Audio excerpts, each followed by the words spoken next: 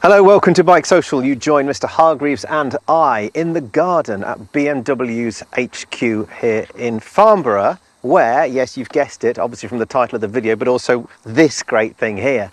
We are going to prod and we're going to poke and we're going to get the under the skin, aren't we, of the new 2025 BMW R1300 GS Adventure.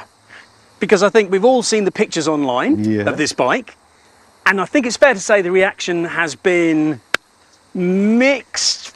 I'd say it's been very, very swayed one way. Less than favourable. Less than favourable, as BMW's marketeers might think. So it's good to see the bike actually in the flesh and get a chance to poke it and prod it and form an opinion about how it actually looks when we're standing here with the beast itself. Yeah. Well, look, as everyone knows, the GS and the GSA for years and years have been such mega sellers, haven't they? Clearly, they're doing something right over this time. And I think that do you think some of that opinion online has been because what has been best sellers has changed so dramatically? Change is the key word there. I think anything that's different is always going to start to ring alarm bells when people are really passionate about a specific bike and a specific model. I mean, the fuss about the 1300 GS's headlight. Oh my. I mean, it's just a headlight.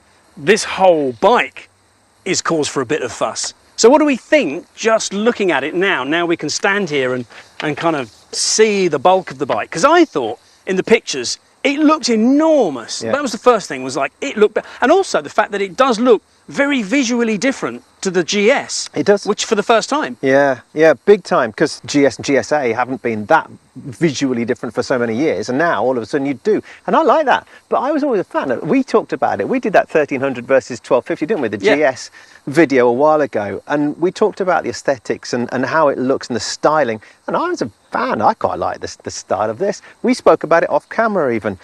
I like the fact that it is so different. It doesn't have those asymmetrical lights. It does stand out. If you pull up to a light, even if you're in a car or on a different bike, you know it's a 1300 GS.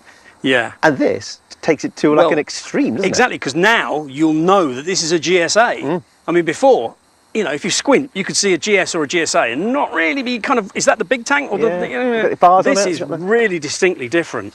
And so, yeah, as I say, the internet has been fairly unfavourable, the reactions. Again, it's because of change. What do you think? I mean, do you think that it's a good-looking bike? Go on. It's an unpopular opinion, but yes, I do. Good. I do, because I do too. I like the symmetry of it. I like the headlight. I like the fact that it's buxom, and I like the fact that it stands out, and it's different, and it stands apart from all of the other GSs and GSAs. How about you? Are you the same? I love it, and I know people are going to think that there's some burly BMW minder standing behind the camera, but there really isn't. Yeah, I like it. I like different. I must admit, for example, when Harley brought out the Pan America, I kind of like the looks of it because it's not the same, because it is something different. The GS, I wasn't sure. I did think that looked a bit generic, the 1300 GS. This does not. I was really refreshed when I saw it. I was thinking, great, it's not just a bulkier version of that kind of fairly, I think, ordinary looking bike. This is where I wanted the GSA to be. It's visual, impactful, it's a statement, and it is beautifully finished. I mean, when you actually get to touch the thing, see all the little bits of trim, see all the little bits of thought that have gone into all the little details. Yeah, I'm really impressed. I mean, you know, I know it's a running joke, isn't it, that they're Starbucks bikes, but the fact that they have put rubber mats here on the tank so that if you manage to get it onto its centre stand, which, you know, has a natty little fold-out lever, I know, and so it should be fairly easy, you've got somewhere to put your coffee. It's handy. Handy, but you can take them off. And on the trophy, I think, bike, it comes with sort of a metal rack there instead, which you can then strap more luggage on. That's it. Yeah. They've thought about a lot, haven't they, with this? It's very, very detailed. Thought about a lot. And also they're kind of mocking themselves with the whole coffee exactly. shop They're trolling genre. themselves a little bit, which I quite like as well, when a manufacturer kind of knows that was what's going on. Just before we get into the nitty-gritty, and we have a man who's going to help us get into the nitty-gritty, thankfully, because the nitty-gritty is... a lot of nitty-gritty to get into. Headline-wise, it's the same engine as the GS, isn't it? Yes. So it's 1300cc on the nose. Yes. It makes the same amount of power. Yes, 134 bhp we measured on the 1300 GS, so this should be the same. It's claimed 143. 43, yeah. So 134 at the wheel. Same chassis? Yes. Well, there's one difference with this. Same frame? Yeah, same frame, which is a new frame. It's a pressed steel frame rather than some kind of strange trellisy affair. On the Adventure, we have got a beefier subframe. So I think it's cast on the GS, and this is more tubular. But I think it's also got some forged parts to it as well. Right. So yeah, stronger subframe, because you are carrying obviously some big aluminium boxes potentially that you can't get for the GS, which again kind of speaks to this bike as being the more off-road orientated GS, which seems so crazy when it's got such a massive tank. I mean, it's huge. It's always been the case, though, hasn't it? From a marketing perspective, it's always been the bigger one that's supposed to be the one that you take off-road, which is a bit counterintuitive. That's a bit, yeah. As in with a 30-litre tank. Yeah. And what's the weight of this? It's about 269, is it? Yes, it is. Which is only, I thing. think BMW claim that that's only a kilo heavier than the 1250 GSA. And it is carrying some more equipment, because one of the differences, which we'll get to, I think, is that this is obviously on taller suspension than the standard GS. Yep. And that standard suspension, as standard, is semi-active, whereas previously with the GSA that was an option. Right. Hence, there is a £2,000 price difference between the standard GSA and the old 1250 standard GSA, which at first glance you'd think, wow, you know, but it turns out that because this has got semi-active. Yeah. Cool then. So, well, price-wise, when BMW quote a from a price, is that what we're looking at here? The standard GSA is 18,445. Right. As I say, it's £2 more than the 1250 GSA, but it does come with semi-active suspension as standard. The TE spec, which, to be frank, is what most people probably will start off with, is £20,300, and that is only 500 quid more than the equivalent 1250 GSA spec, because that would come with semi-active. So suddenly that semi-active difference is taken out. So you're actually looking at only 500 quid more for an equivalent spec new GSA. And then, on top of that, one of the big differences between the standard R1300 GS and the GSA is another acronym. ASA. ASA. Automated Shift Assistant. Advertising Standards Authority? Something like that, yeah. It's the flavour of the month, isn't it? Or the flavour of 2025. Oh, yeah. Not for your Honda. It was the flavour of 2010. They've been trying to do it forever, haven't they? DCT. Yeah. But no, you're right. Go on. So ASA, yeah, which again is another option, which every manufacturer is slightly different, I think, with their approaches to semi-automatic gearboxes. Yeah. But in BMW's case, there's an actuator somewhere down below in the gubbins. You can't retrofit it, I don't believe. Right. You can't have a clutch lever. You've got a fully automatic drive mode, as per, I guess, DCT. Yes. You've still got a gear lever. And then, yeah, even in auto mode, you can at any time change gear with your foot. You just don't have a clutch for when you stop and when you pull away. That bit is automatic.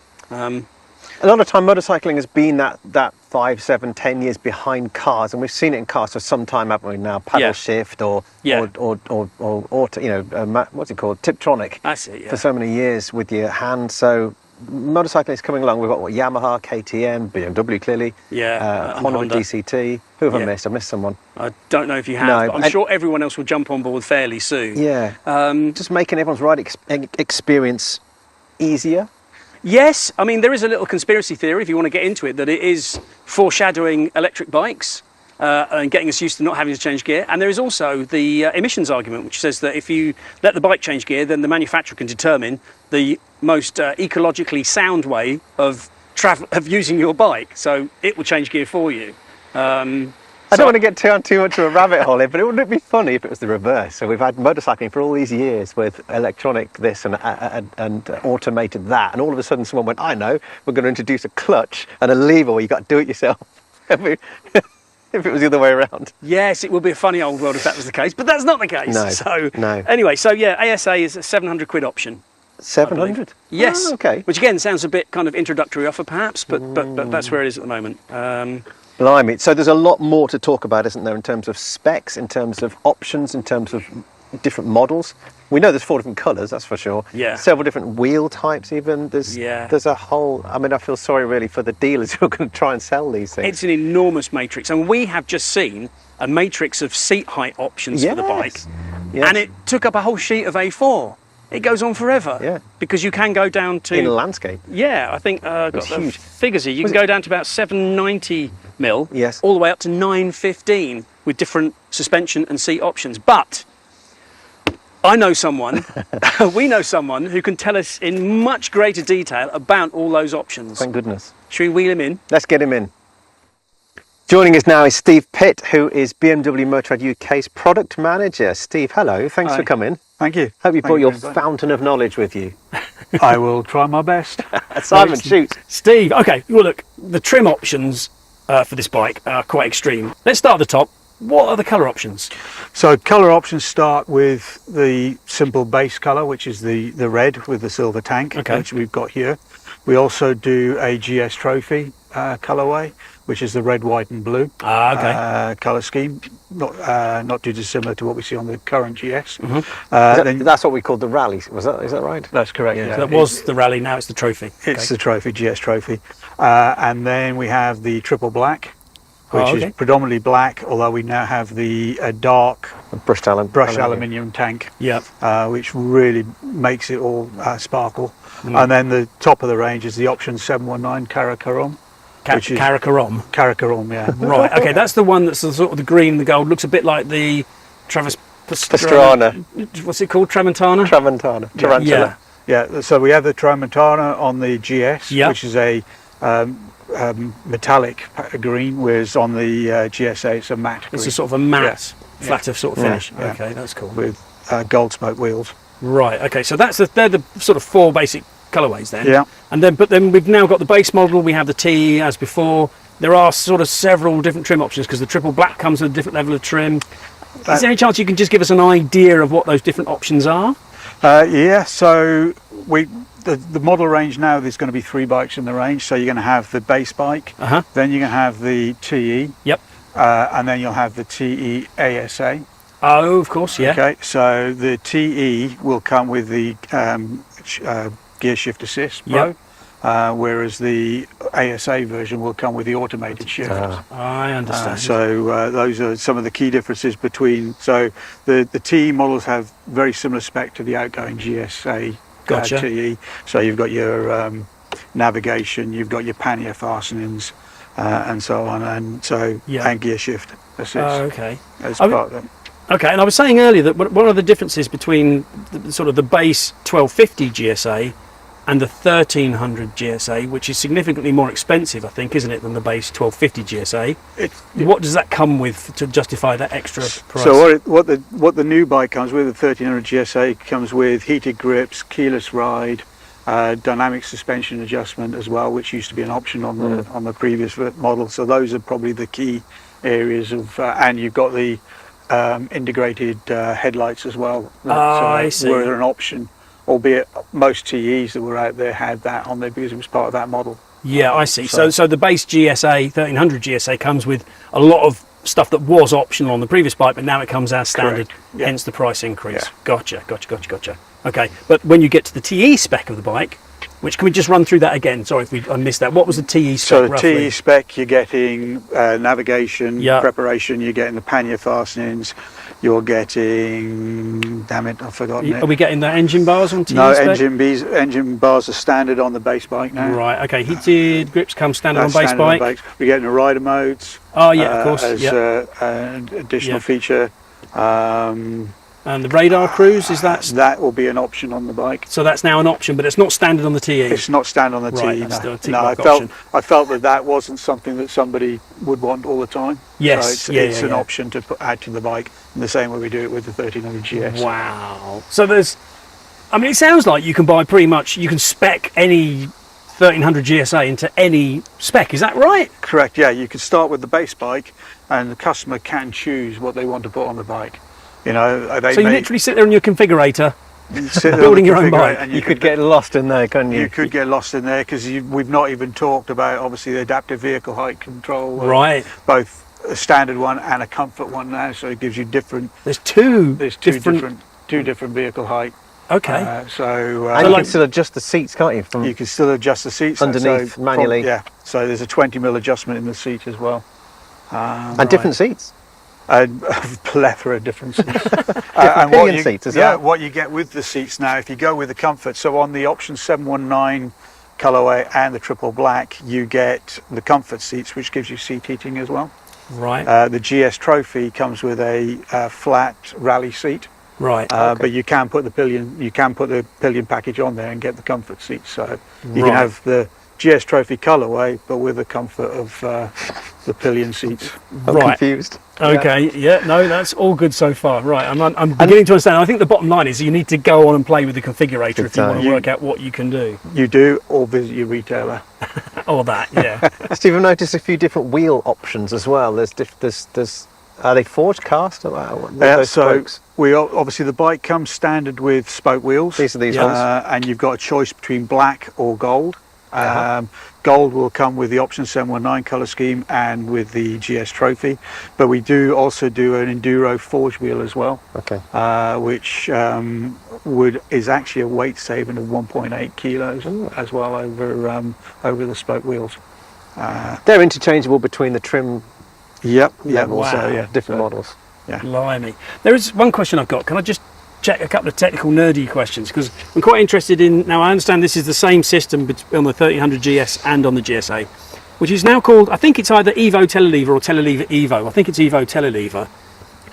But this was the same sort of system that was used, I believe, on the HP2 Sport, I think, way back, which is where instead of the stanchions sort of having some free play underneath the top yoke, they're now rigidly mounted in the top yoke. So what takes up the sort of the play in the handlebars? What we've now got is the plate under here that they've introduced. They introduced that on the GS to enable you to have that movement in the handlebars. Right, I see. Okay.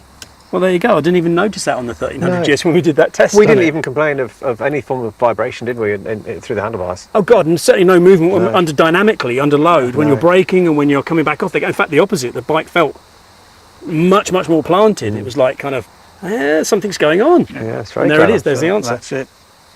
Excellent. Okay, so Steve, I mean, the other thing about this bike is that it seems to have had an awful lot of thought put into how you can, the extra trim options and what you can actually do. It's functionality of the extra trim. If I put you on the spot and ask you for sort of like a top 5 list of your favourite little tweaks on the 1300 GSA. This is over the GS. Over the GS. Right. Over the GS. I think the obvious one here is the mounting points for a tank bag, nice and easy, nice and clean. So even when the tank bag's not there, it's still not unattractive. And the tank bag works really well in conjunction with this. Clips on, will fold back. So it acts like a hinge, effectively. There, so you back. can get into the fuel tank easily. Okay, that's pretty cool. I also like the headlights at the front, the additional headlights on the front here. Like the fog lamp type style thing. They're a lot neater and tidier than the outgoing bike.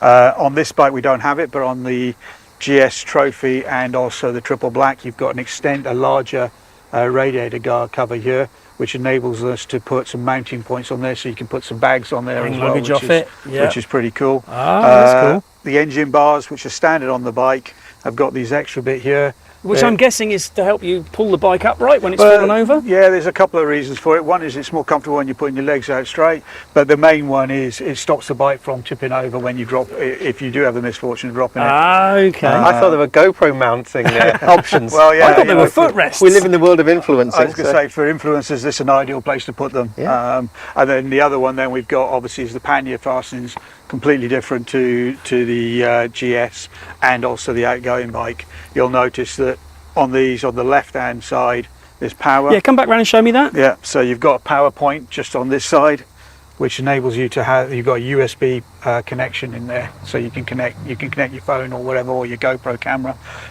so you can charge it while out riding. Oh, that's cool. And so I did notice it. So these do away with the old steel tubes. Were they steel? Yeah, the whole frame thing. Yeah. It looks much neater as well. Yeah. Cool. Is that 5? I think that's about 5. So you haven't mentioned my favourite feature with these little rubber mats. I really like them. Yeah, well, they are pretty cool. When you stop for a coffee, you've got somewhere to place your coffee cup. Are you joking when you say that? Look. I love that. Absolutely not. That's what the product manager from AG told me. Good stuff. It's what the customers want. It's essential. It's essential. Good stuff. Excellent. Thank you very much, Steve. Steve, thank you very much. Thanks a lot. Top stuff. We'll Appreciate that. Let you get on with your day. Thanks a lot. Cheers. Right. We're going to ride it very, very soon, aren't we? We stood here towards the end of August. The bike was only announced at the beginning of July. These are fresh into the UK. I think they landed last night, BMW folks were telling us, weren't they? Yeah. And we're going to get to ride it very, very soon, end of October, early November, we think. And we're going to put it through its paces, aren't we? Because a 30-litre tank should get us how far? Over 300 miles is over the 300 miles. plan, I think. Well, we're going to test it. So we're going to get a bit detailed with it all. Yeah. And well, that's going to be hopefully your responsibility. It will, yeah. And please leave comments down below. I'm sure you will. The bike stylistically has been very divisive, but if you can think of anything that you don't like about it, apart from its looks, feel free, or maybe its price, feel free to fill below the line. Yeah, and any questions that we can perhaps put to Steve, who can go and get his encyclopedia out. Brilliant. Thank you for joining us. Don't forget to come and enjoy the conversation on our Facebook group. It's Bennett's BikeSocial. And also we've got a new kind of a community page, a community website, and it's called Bike Club. So search for BikeSocial Bike Club. Anything else we need to add? Get your insurance from Bennett's, get your podcast from Front End Chatter. Well, and all that remains for us to say is thank you very much for watching. see you next time.